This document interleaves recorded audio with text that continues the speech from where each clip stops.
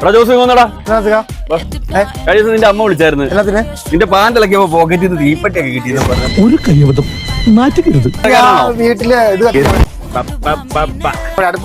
നീയല്ലേ വീട്ടിൽ അടുപ്പത്തിക്കുന്നത്.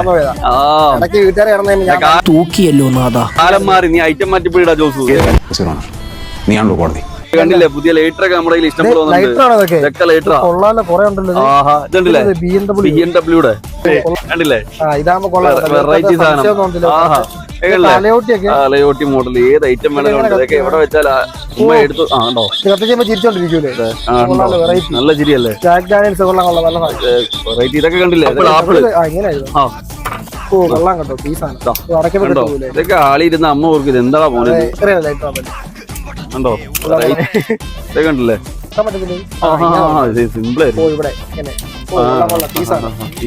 ഒരുപാട് വെറൈറ്റി ഉണ്ടല്ലോ. എന്തിനാടാ ബൈക്കിന്റെ കൂട്ടിയിടാനല്ലേ. അടുപ്പ് എത്തിക്കാൻ ഇത് പറ്റുമോ? അത് കുഴപ്പമില്ല.